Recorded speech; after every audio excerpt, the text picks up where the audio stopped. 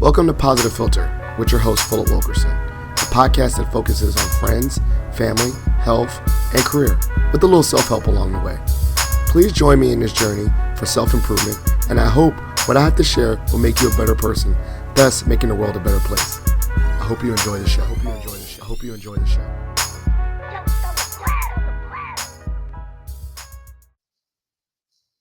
Hello, people of the world. It's Philip Wilkerson back with another episode of Positive Philter. I'm joined by a special guest. Everyone's a special guest because they take their time to join me on the show. I'm joined by Dr. Jennifer Victor. Now, if you know, I'm all rah-rah George Mason, and I love connecting with the various academics. If you are an avid George Mason podcast listener, you probably would have heard her episode with the Access to Excellence with President Washington. I like to say I'm President Washington light. You know, I'm not on the big stage like him, but I definitely love having conversations with fellow academics all over the university because of all their wonderful experience and talent. And so I'm really happy to have her on this podcast for a discussion about political science, academia, and those things. But before we get into it, Dr. Victor, can you give the listeners a little bit of introduction of who you are? Great. Well, I feel really privileged to be asked to join your awesome podcast. Philip, this is really a treat to be here with you and to meet your audience this way. I'm associate professor of political science in the Schar School. I've been at Mason since 2012. Is that right? Oh my gosh. So that's 13 years. It goes fast. Before that, I was on the political science faculty at the University of Pittsburgh, where I was for 8 or 9 years. And my area of expertise is in American politics. I mostly have written on the U.S. Congress, campaign finance, interest groups, political parties, lobbying, things kind of all in that realm.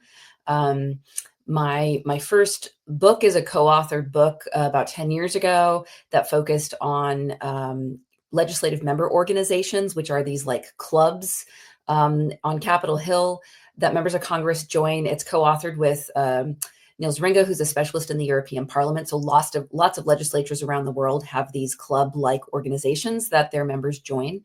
And so that book explored using those informal institutions to create networks among legislators in the US, in the EP, elsewhere around the world. Then my area of methodological interest is in networks. And so I do a lot of sort of a mishmash of statistics and sociology and computer science. And it's a way of applying some formal or mathematical models to understanding how relationships work.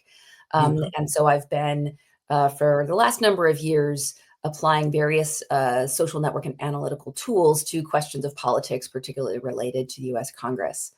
So right now I'm in the middle of writing a book about how we can understand political capital as a form of byproduct of networks that occur on Capitol Hill.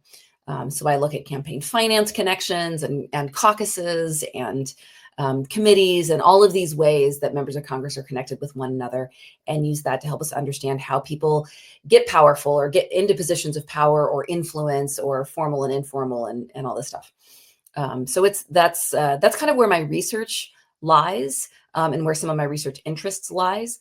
I also do a fair amount of sort of public-facing political science work, sort of explainers on what's going on in the world or what's going on in the world of US politics to lay audiences. So I've done a fair amount of blogging and podcasting and sort of news analysis of the nonpartisan variety for a bunch of different outlets, both here and abroad. Where I'll try to sort of explain what's going on using sort of basic political science to sort of give us an understanding of why things happen in the world the way that they do. Because a lot of it is really puzzling. And you know, there's a lot of punditry out there that puts particular kind of like spin on things.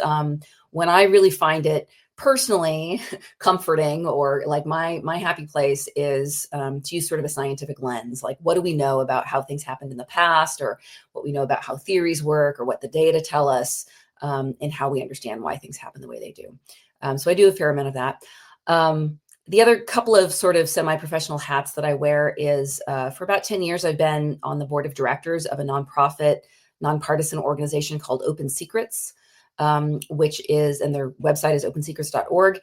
It's basically a DC-based organization that believes in transparency in government. So they mostly focus on campaign finance, but also lobbying and other things at both the federal and state levels to try to shed light, so to speak, on what goes on in that world as a mechanism of accountability for people in elected office. So that's just an organization that I've done, given some support to over the years, that I sort of believe in their cause generally. And then on campus, I play a number of different roles, I guess. So right now, I'm currently the faculty director for the first year learning community at Mason in the Schar school that's known as Democracy Lab. So this is like, depending on the year, 50 to 70 freshman students who all live in the same dormitory, and I do sort of academic programming for them in the politics and government realm. And some of it is fun stuff like field trips, and some of it is more academic stuff. But it's just a great way to get connected with a really energetic group of students that I share interests with. So I've enjoyed that. But this is my last year as the Dem Lab director, so I'll be stepping down from that at the end of this semester. And I can talk about other stuff, but that's my quick intro. That gives you a little bit of background. I mean, that's a lot of hats you're wearing. I was about to ask one quick question. Does a lot of people in your realm have to have those many hats to be involved in politics? Like, actually had to be a practitioner as well as a researcher? And I was going to ask, like, did you come before the academic world? Did you come from the world of actually doing it? Like running for a campaign or being a campaign manager and all that stuff to kind of give you this experience? Or you went right Yeah, into academics? there are people that take that route. I was not one of them. So I was a straight through school kid. So went straight from undergrad into a PhD program, and got a master's along the way, sort of baked into my PhD program. So when I graduated with my PhD in 2003, all I had ever done in my life was go to school. I'd been a full-time student my whole life. And then I got my first job at Pitt. And after I started that first faculty position at Pitt, I did do one real world thing. So the American Political Science Association, which is just the professional society for political science professors, they maintain, and they have for like 60, 70 years, this fellowship program for scholars of Congress. So it's the APSA Congressional Fellowship Program, and they take a half dozen or so people who are early in their career, political scientists, and they put them on Capitol Hill for the year, not to collect data or do interviews or anything, but just like to be a staffer, just see what it's like, gain intuition, get real world experience. And so I was fortunate to win one of those fellowships back in 2004. So 0405 was the year that I spent on Capitol Hill in the office of Senator Kent Conrad, who at the time was a senator from North Dakota. And that was a terrific experience. It really influenced the way that I think about politics, the way that I understand the Hill. My goal was to use that experience to help inform the way that I think about research questions and the way that I can explain things to students. And it checked all those boxes for me. It was really one of those transformative kind of experiences. But otherwise, I've been an academic my whole life. I haven't ever had another job, really. And, some academics do a lot of public facing stuff. I do think it's part of the mission of a university and of being a scholar or an expert in a field to be able to engage with the public and share expertise, not just to your own insular academic community, but to the public. I do think that's the responsibility of a lot of us, but some of us are better equipped for that or more interested in that part of the job than others. So I wouldn't say that I'm necessarily typical, but I'm not that atypical either. Okay, I love that. And one of the thoughts, I think about to your peers and laterally, as you were going maybe in undergrad, were a lot of your peers doing both, or when you got to your PhD program, when you look, to your left and your right, were most of your classmates going straight through, or was that kind of the norm for you? And not all over the nation. I'm talking about in your particular program, during your journey. So most of the people at the time and in my cohort were people like me who were straight through. Not all of them, but I think most of them were. It's not that weird. to go straight from undergrad into a PhD program, particularly in a well, I was going to say particularly in political science, but that's not really necessarily true. I think it's just not that atypical to. Yes. It's pretty normal to go. Undergrads often don't think about PhD programs. I think it's not something that's on their radar. It feels like some far off thing, or when I'm older, or after I've done X, Y, or Z. But in reality, there are some real advantages to going straight through. I mean, there's disadvantages too, I suppose. You miss some real world experience, perhaps. But once you're in school mode, it's kind of easier to stay in school mode. And if you're somebody who kind of likes school or is good at school, it can make sense to go straight through. The thing about getting a PhD, though, is as soon as you've got one, you automatically become overqualified for 99% of the jobs out there. Right. So yes, it opens doors that can't get opened otherwise. There are, like the job that I have, you can't have without having a PhD, really. But there's also like a lot of doors that close, because as soon as you've got that terminal degree on your resume, you're sort of overqualified for a lot of jobs that you might otherwise be interested in. And so for some folks, it's too limiting. And you add to that, the academic job market is a mess. It is rough, particularly in social sciences and humanities. There are way more people who get PhDs in those fields than there are faculty jobs available. And especially these days, higher ed is under a lot of duress. And so we've got more colleges and universities that are closing every day than there are those that are opening or hiring or doing well. And so the academic job market can be really competitive and just rough. And political science, it is becoming, especially since my time, it is becoming increasingly common for people to go into non-academic fields. Yes. I think when I graduated, like it sort of seemed like academia was the only thing out there. And if you couldn't make it if you couldn't cut it for academia, then you kind of just tried to go do something else with your PhD, but it wasn't that common. Like everybody was trying to get into academia if you were getting a PhD. And these days, I think it's more common for people to be going for a PhD in political science and maybe thinking about academia, but also thinking about think tanks and other types of institutes, or survey work, or NGOs, or like there's a lot of other outlets that are not academia that I think a lot of our PhD graduates are very well suited for, and are finding good success there. And there's also more like postdocs and pre-docs, and I don't know, there's a lot more opportunities for people who are interested in advanced degrees or higher ed in political science compared to when I was a kid. That said, the job market is worse. Like when I was first on the job market in 2003 or whatever, like I got a lot of interviews, and it was rough, but it wasn't that bad. But these days it's so much worse. It's way more competitive. And if you haven't done publishing, if you haven't been able to publish original solo authored research as a graduate student, then it's just really, really hard to be competitive for the jobs. So you kind of speak into a lot of things. I think one thing I wanted to touch upon, and I think, and it might be a pivot, is a lot of your focus is on, like you said, networks. And I'm nerding out because I didn't know that was I need to talk to you about social capital and all that. Now, social capital somewhat is an abstract, right? We can't really touch it, right? But you're using it to measure political capital. For someone, a lay person, how would you define social capital and political capital, and how that's like, something that you can gain or lose, Yeah. per se? I mean, you touched exactly on part of what makes me curious about this topic, or why I'm interested in it, because it is one of these terms, like you say, political capital or social capital. It's one of these terms that gets thrown around, like by politicians or by a journalist or observers. It builds your brand, Mark, people have an intuition about what it is. But it's very abstract. It doesn't seem like you said, you can't touch it. It's hard to define. There's a quote that I use sometimes when I'm talking about my book project. Right after George W. Bush was reelected in 2004, he gave a speech in which he directly said, "I won political capital in this reelection, and I intend to go and spend it." And then he sort of laid out his agenda that he wanted to accomplish. And so even at that level, it's this intuitive thing that people talk about.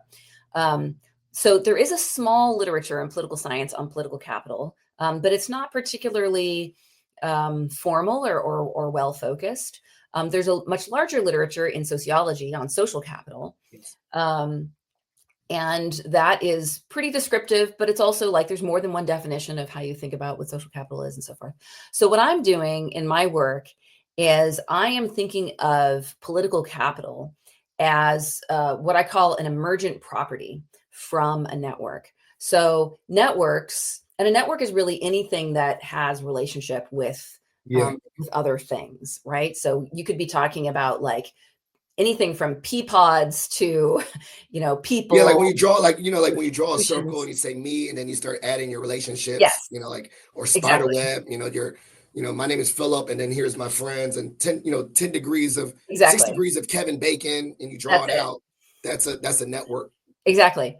So basically what I do is I gather data that allows me to make those kind of network maps of Yeah. Congress, of members of Congress. And but the from mathematical graph theory, we know that networks have mathematical properties, and that those mathematical properties have implications for politics. So, for example, there's a concept in graph theory known as eigenvector centrality. So that's a way of calculating any person, or you call it a node in the graph, any node, how central they are in the graph is a function of how many connections they have and how many connections those connections have. Yeah, So somebody with exponential. Yeah. high eigenvector centrality is basically a popular person. It's Check. somebody who is well connected to others and who is well connected to well connected people. And so to me, in politics, then, if I've got a graph of members of Congress and I can see various ways in which they're connected, I can calculate eigenvector centrality and identify the people in that graph that are the most connected or should be the most sort of popular. And then see if that has implications for how they, engage in legislation or how good of a fundraiser they are or whatever. So this is a way of taking the mathematical properties that we know from mathematics and applying it to networked relationships in politics and using that to see if it helps us understand legislative behavior. So I think of political capital as these properties like eigenvector centrality that emerge from the network and use that to understand why people behave the way that they do in Congress. Because we can identify people who are popular, or we can identify people who are particularly cooperative with others, who are sort of the movers and the shakers. We can identify people who are brokers who do a lot of like deal making because of like a position that they hold in the network that is, you would call it like a bridging, like bridging gaps in the network. And we can identify who these people are in different kinds of legislative networks. And so that's what I'm doing in the work. And I'm calling these people, I'm sort of identifying them with the math as having political capital, and then sort of digging through the record to see, well, how does that show up in the real world? Like, how are they using this capital to their political advantage to be successful legislators or fundraisers or leaders or whatever it is? Now, one of my thoughts too is, like when you draw a map or, like family trees, you have strong ties and weak ties. Mm-hmm. How do you measure that, right? Like I could be like, oh yeah, me and Dr. Vicker, we're connected through Mason, but we're like, we're emerging friends, whatnot, but we're not like besties. Yep. And in this person, I'm estranged. They might be in my sphere. They may know me, but we have like a disagreement. So how do y'all measure strong and weak ties in that sense politically? Because like I could be on the same campaign with you, not Yep. campaign, same party, but I voted against your Yep. legislation or policy. That might strain our tie. So I would think of it as in two different ways. First, you have to, when you're looking at a population of, let's say, people, and you want to know how connected they are, it's really important that you compare apples to apples. Mm, So that when you're defining what the network is, you're defining the connections of the network as being of the same type. Like, you wouldn't want to build a network, let's say, Philip Wilkerson's network, and you've got like people through school and people through work and people through that you went to school with as a kid and neighborhood friends and whatever. Like, all of those are different types of ties. So comparing the same type of tie, and in some ways those are going to be separate networks. Like, you may have your mm, network of neighborhood friends, and then your network of professional friends, and then your network of school friends or acquaintances or whatever. And they're all different types. So you wouldn't want to in a way, you want to keep the types separate because each type is going to have a certain set of qualities and, again, those mathematical features. And if you aggregate them, that might give you a different picture of what's going on. So thing number one is separate the types and understand the properties of those types. And then thing number two is, depending on what kind of type you're looking at, you might be able to essentially evaluate each type of tie so that you can assess whether or not it's a strong tie or a weak tie. So I try to do things in a observational way that allows me to assess the strength of a tie. So among members of Congress, for example, I could look at, did these two members of Congress co-sponsor the same piece of legislation? Mm-hmm. They co-sponsor many pieces of legislation. So the more pieces of legislation they both co-sponsored, that shows that they're more tied in some way. Or they're both the members of the same legislative caucuses, and the more caucuses they're in, the more closely tied they are. So I can assign a weight to the tie using both the type of tie that it is and comparing apples to apples, and then weighting it by sort of how many there are that they share in common. Now, thinking about this, learning this and studying it, and looking at the world through that lens, how has that like influenced you as now we're gonna say politics is everywhere. How does that navigate how you look at your life and navigate relationships in your career? And then, maybe some tips that you would tell a young person, you need to think about this. Now, I studied the numerical mathematical part. Now here's some practical parts about building relationships. Yeah, it's interesting because in a way, on the data side of things, thinking about things in a relational form can be a little bit foreign, unnerving. Like anybody who's ever taken math or stats or data analytic type courses, you are trained to think about data in like rectangles. It's like rows and columns and observations and variables, and they're all rectangles. Like they're all built-in matrices. But when you want to think about data in terms of relationships, that basic rectangular form doesn't work that well, because now you need to show how the rows are connected to one another through all these different ways. And so you have to train your brain to, get a new map in your head, a new sort of mental visualization of how things work and the types of analytical tools you can use.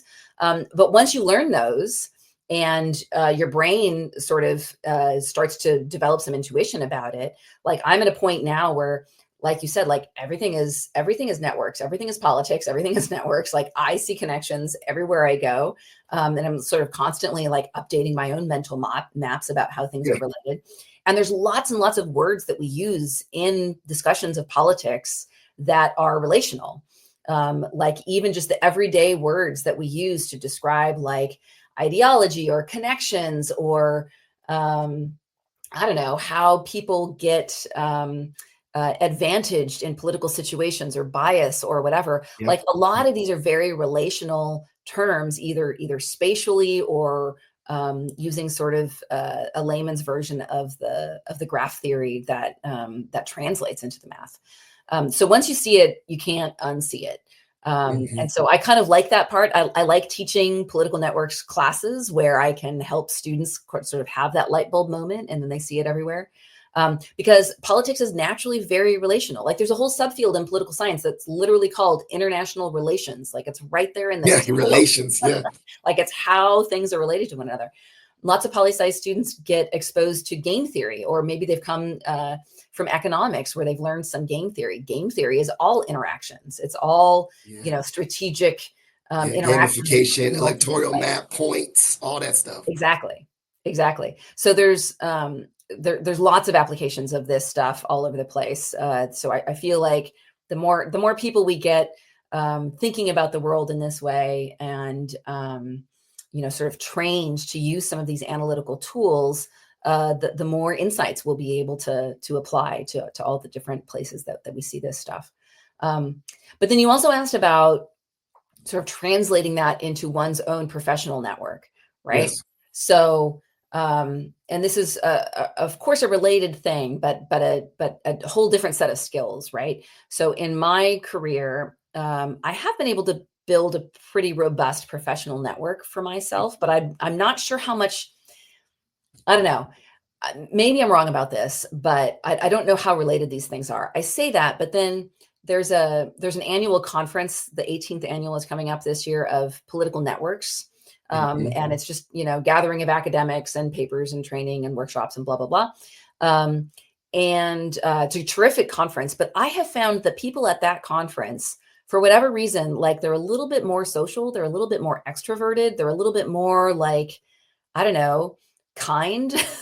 Like there's a lot of subsets of academia where you get into like ego battles and like it's about competition. And in this particular subfield, I don't know, it's very cooperative, it's very collaborative. And so there is something about people who think about the world in networks and how that translates into how we interact with one another that appeals to me. I certainly find it a nice way to interact with others. But it also helps me to expand my professional network. So, going to conferences, developing relationships with people, reading other people's work and engaging with it, getting your own work out there and asking others to engage with it. Like these are all the bread and butter of building an academic professional network. And the more you develop these connections, you just got to sort of cultivate them over time. But in academia, we have these benchmarks, these conferences.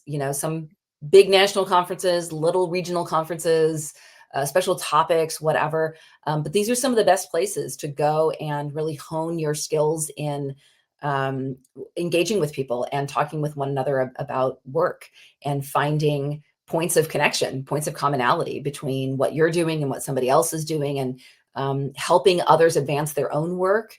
And that experience of both being a mentee and becoming a mentor is really critical to how all of that has really worked really well for me over the years. While you were talking, I had another question, and then you talked about mentorship. So I think I'm gonna do a switch. Have you noticed that having someone of a greater stature, we call about mentorship or sponsorship, really is integral in that relationship mapping? Because I'm thinking now about access that you're starting to build your network, and then you get a big, like I call them the big circle, right? The person with their extension, that's really important. So can you talk about one, the importance in your study of seeing sponsorship and mentorship elevating that network for some people? And then the second part is, who's been that person for you to help you, guide you, be a mentor in your, political science academic world? Yeah, no, mentorship is so important. I noticed a couple of years ago, and COVID kind of disrupted the whole political networks conference thing for a while. But before that, we were sort of noticing that some of the more senior people in the field weren't coming to the conference as much. And like the junior people and the grad students were coming, but we didn't have as many senior people that were there. And you could really feel it at the conference. Like it lost something in terms of its, I don't know, cachet or the ability, like just the energy, straight up, the energy is energy different. changes and just like the quality of what's going on and what feedback is getting exchanged and what people are bringing to the table just wasn't quite there when there weren't as many senior people. And then versus years where we've had a good distribution of senior to junior, when you've got that nice spread across all the levels, that's where the magic happens. That's where you find the emergent properties, where people at all ends are really taking away something from it. So having those central node people in the room and at the events is really important for a successful, making it successful for the junior people, and making events successful and so forth. So, In my and career, real quick, you call them yeah, central node. That means yeah, like the bigger circles, right? Central node people. yep, yeah, exactly.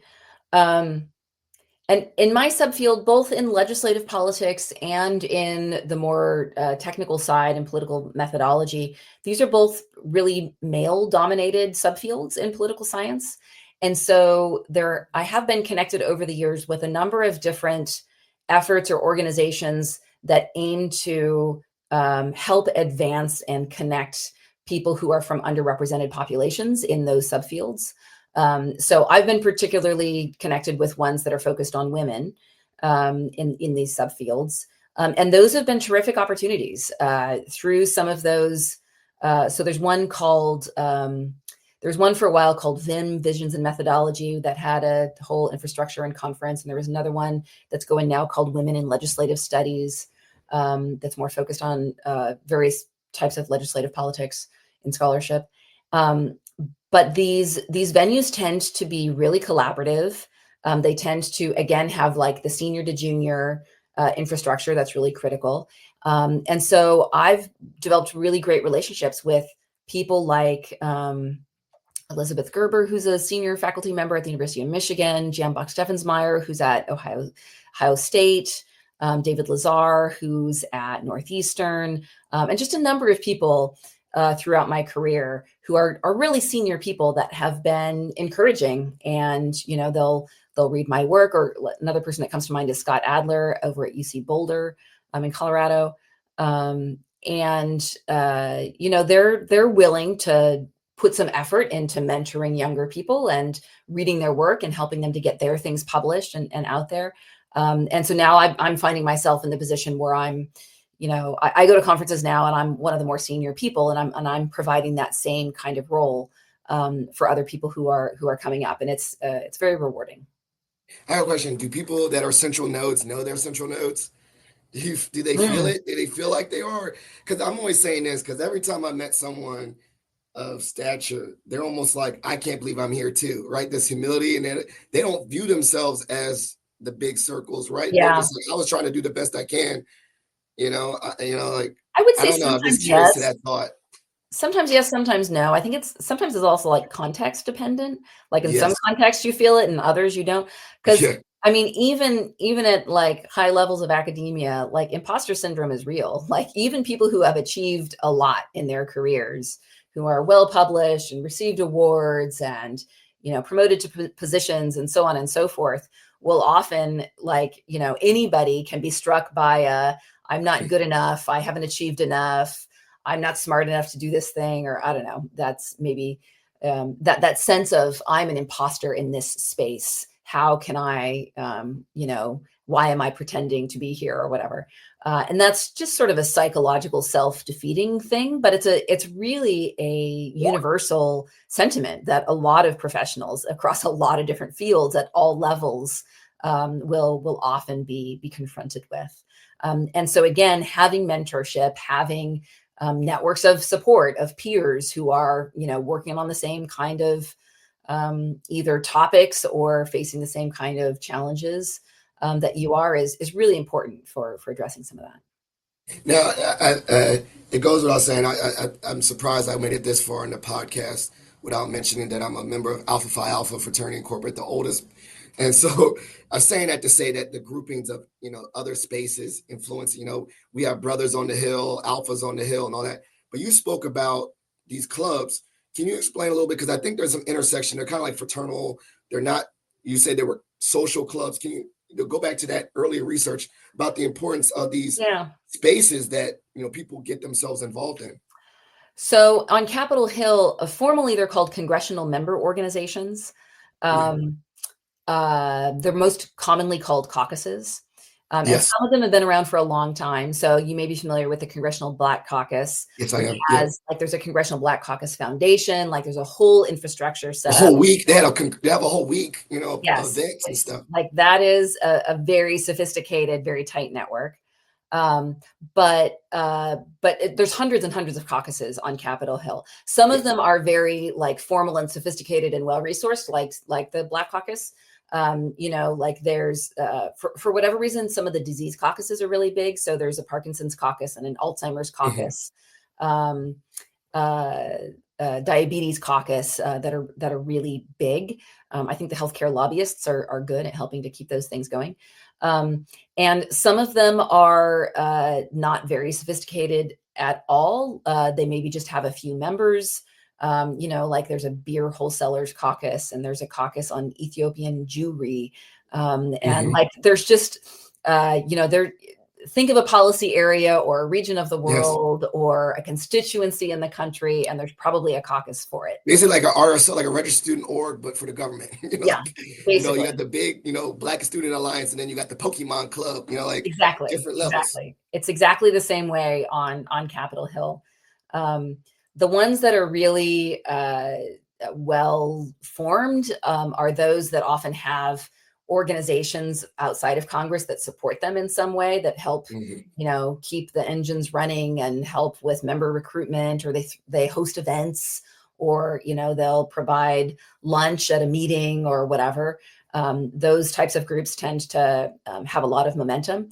A lot of the caucuses, though, are really bipartisan. And they really value their bipartisan nature. So a lot of them will have a Republican and a Democratic co-chair. And if one or the other of the co-chairs like leaves or retires or is no longer leading it, and so they only have one, like the caucus will sort of pause, and they will like not register until they are able to fill that vacancy so that they can maintain that sense of bipartisanship.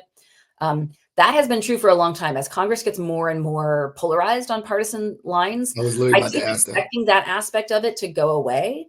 But so far, it hasn't. So far, members really value having sort of more casual spaces that can be just about, access to policy expertise or particular constituency groups or whatever, that are just about the bipartisan, sort of outside of the formal party organizations kind of settings. Is an institutional feature that a lot of members of Congress really appreciate. Yeah, I was about to ask, like, have you seen in recent times with the, polarization that these groups are not as strong as they were, or like events are not occurring at the same time? Like, I know there was like, isn't there like a baseball game for senators and stuff? Have Yep. you noticed that these activities to kind of, I guess, put that political identity to the side and collaborate or meet together is kind of I hurting mean, right now or a lot strained? of it still happens, surprisingly. Um, I mean, we have seen a bit of a decrease, like if you compare to like the 70s or the 80s or something like that, or Mhm. even the 90s, maybe, like there has been a decline of that type of activity. But all in all, like it definitely still happens. Like they still do the baseball game stuff. They're like the increase in caucuses over the years has Okay. mostly been in bipartisan caucuses, not in the Yes. solo party caucuses. We have this sense that Congress is dysfunctional and the polarization creates gridlock and all of this, and that is not wrong.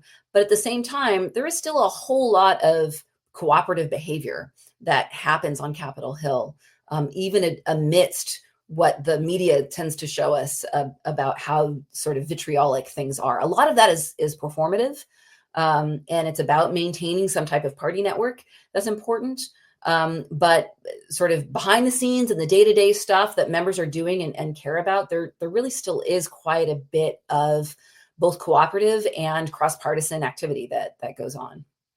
Now, my question is, do certain caucuses, I'm in a counseling program. I was in a counseling program, and we would have like, like AA and all that. They would have groups that say like, okay, what we say here stays here, and they kind Mhm. of set a culture rules like, if someone's talking, you don't talk, or Yeah. like we listen and don't judge. Do you think there's rules to these caucuses that make them collaborative? A few of them have rules like that, but not very many. And the ones that do have rules like the ones you're describing tend to be the partisan caucuses.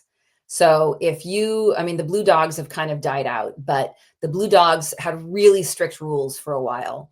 Like, really strict membership and attendance rules, and um, I don't know, just all sorts of rules about behavior and what went on. The Republican Study Committee is another one that has had pretty strict rules over the years about who gets involved and how you participate and how frequently and so forth. But for the most part, if you're talking about just caucuses on the Hill, most of them are very cash. Most of them are, if they're having meetings, the members of Congress themselves are not the ones that often will come to the meetings. They send the staffers or the interns, or it's like the lobbyists who are coming in and using the caucus as a venue, as a way to reach different offices at once.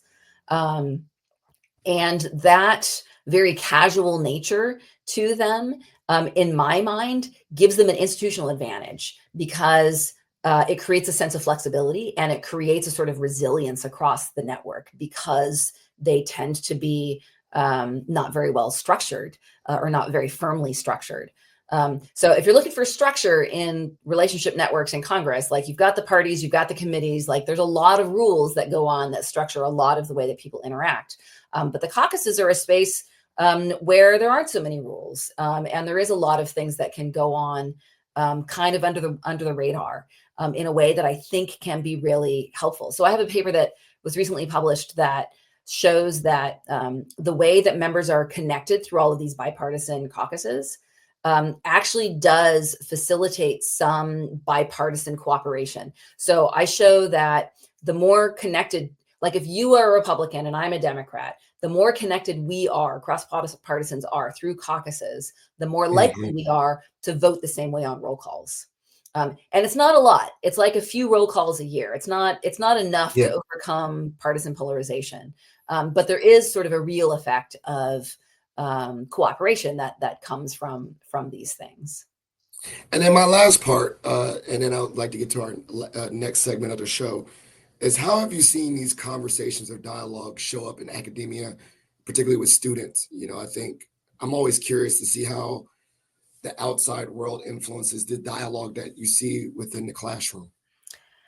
Mason And students maybe, and to that point too, like in a similar fashion of caucuses, maybe they're like, they might be in the same RSOs or something, like they got different identities there that outside the classroom that may make them cooler. And, I don't know.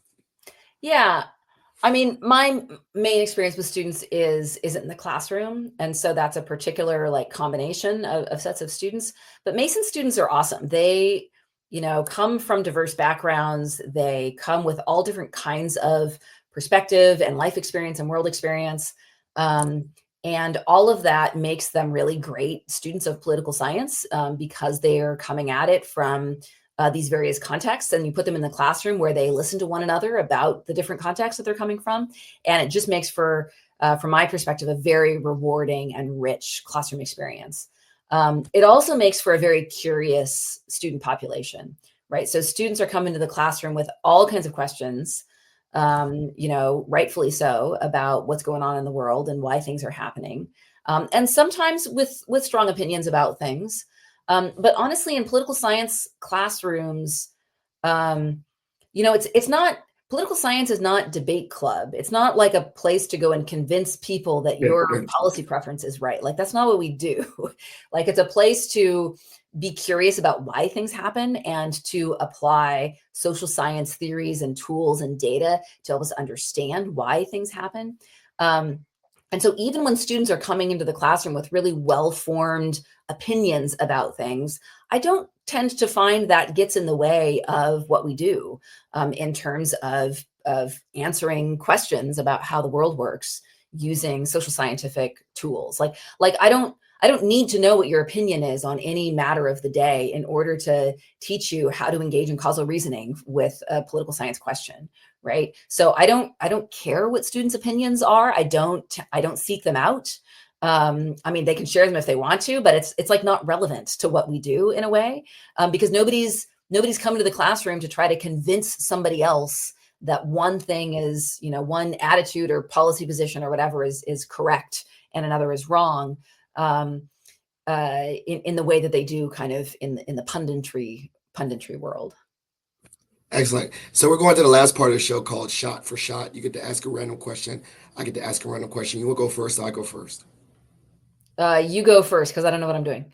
Okay. So, obviously you have this expertise, and sometimes you just want to turn it off, but it still comes back.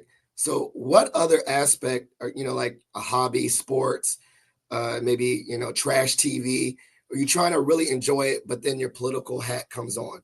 I'll give you an example. Like maybe you're watching The Real Housewives and you're like, oh my goodness, that woman's a big player and there's politics there. So is there an example like that in your life where you're trying to turn that off, but it still comes in and you're looking All at the it from a time. political lens? Oh, for sure. Because networks are everywhere and politics is everywhere. So that happens all the time. I enjoy running. I enjoy yoga. I enjoy nature and hiking. I really enjoy travel and going interesting cultural places with my family. And so in all of those experiences, we wind up, interacting with politics and networks of different kinds. Often when I run, I listen to politics podcasts. Right. I should probably listen to music or listen to nothing or turn my brain off or just let it relax in the cadence of the run. But I don't because I don't know. It's what I do to keep my mind focused, I guess. Um, and I don't know. I can think of lots of examples, but yeah, for sure.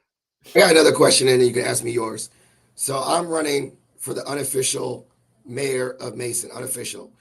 What would I need to say to get your vote if I was running?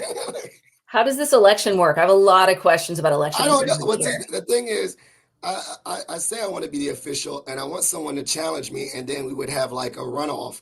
But no one wants to be the unofficial mayor of Mason, so I don't know. Like, I keep on Hmm. saying unofficial until I do like a trivia off or something, or Well, earn the title. what authority does the mayor have? I have the job description. I would say they really don't do anything but just walk around and kiss babies and shake hands. I see. It's a very you just you promote the university. So kind of a monarch situation, it sounds like. More like a figurehead one. Like, Oh, yeah. Oh so yeah, monarch. I'm going to put Doc Nix in that category. He seems like a good candidate for I figurehead. definitely would like to run again. I mean, I'd probably lose, but now if it was Doc Nix, I think he would be a great person. I tell him that we have a challenge, a trivia off or something. I don't know, runoff in November. That I would was be thinking great. about actually being outside right in front and say, here's the sheet for ballots. And they're like, Philip, this is not a real election. But so thank you. Okay, what's your question for me? Why do you podcast? Okay, so short version, I do it for things like this, like having conversations. Basically, you couldn't see it, but I take notes. This is kind of like, if I think about it, like a time capsule. This is an archive for me. I absorb through listening. Honestly, I joke with people. It's like if no one listened to this, like only got one download or whatever. For me, I learned so much more about any topic I want to. So I usually just reach out to someone I want to learn about what they're doing. So that's why I do it. And it allows me access to the intellectual capital around, the university or my friend network and all that to ask questions. And then like kind of like personally, I get to ask my dad questions and kind of see what his life was like. And now it's like a time capsule. So that's why I do it. Also, I don't know. I like it's a creative outlet, right? I don't have an Yeah, opportunity. I don't have no radio show, and so this is my opportunity to kind of like express that hobby in a organized way. So yeah, that's that makes kind of the two reasons why I podcast. I always people would normally ask what are my two favorite episodes, and they would think it'd be with someone. And no offense, I love this episode, but it would like someone in notoriety or something like that. But the two top that I have is the one I did with my dad because ironically he told an invisible audience things he never told me ever growing up, sense. which was crazy. I was like, you could have helped me out. Like you never told me he had struggles in school. And I'm like, dang, I wish I would have known that so I didn't feel so bad when I was having, trying to work through things and grow up. And then the one I did with my father-in-law who passed away, for me, that's a way for me to listen to him and still have him around. So those are my Nice. two. I still listen to both of those all the time, just randomly, just to hear their voice. Well, my dad's still around, but just to get some of that guidance, who I am and where I come from. So those are the long, short reasons why I podcast. Nice. Well, I All enjoyed right. the conversation. Hey, so what? I enjoy the conversation. Well, thank you. And maybe, I'll tell my dad to vote for me. Like, all right. So this is the part of the show called shout outs and plugs, meaning you get to show love to anyone you want to show love to. And then plugs. These are things that you want the listeners to be aware of that I put in the show notes, articles, books, whatever, Mason votes. I'm just throwing out plugs. Anything I'll put in the show notes. So the platform is yours. Shout outs and plugs. All right, so I'll do a shout out for Mason Votes. I have been involved in that for a number of years, sometimes doing sort of side collaborative things and sometimes more integrated with what they're doing, but really trying to advance a culture at Mason for civic engagement and for students to understand what their rights are as voters and how they can, all the different options they have for engaging with elections is really important because honestly, it's confusing for students. They have more options in a way, it's good that they have a lot of options, but it also makes the whole thing a little bit confusing sometimes. So definitely shout out for Mason Votes. I'll be working with them again in the fall, I believe. And then I guess I have to plug this book that I'm working on. I don't know when it'll be done. I'm about halfway through. Hopefully in the next year or so, it's going to get done and get published. But it'll be called The Social Capital, where capital is spelled CAPTOL. So it's a little bit of a pun. So capital spelled OL refers to the building. And so it's the idea that there is social capital that comes out of the physical capital. So that's what the book on political capital is going to be called. Well, I would be very interested to learn because I think social capital is a topic I am starting to think about. Like, and I had to follow up with you about the strength because I think that I want to see how these social capital works within my fraternity because I'm starting to see that concept in different spaces that you've talked about, and I think that's great that that's a study. And I need to look at some of your previous research now. I'll nerd out a little bit on that. Great. Thank you so much for being a guest on the show. Positive Philter listeners, please support Dr. Vicker and all her things that she's doing. I'll put all her information and things in the show notes to follow up and support her research or conversations relating to political science. If you're a member of the Mason Nation, please consider submitting a Pats for Patriots to show kindness to someone here at George Mason. Additionally, as you know, every episode is dedicated to the memory of my late father-in-law, Jeff Kirsch. So please consider donating to the Jeff Kirsch Anti-Hunger Fund for all the work he did fighting food insecurity in his career.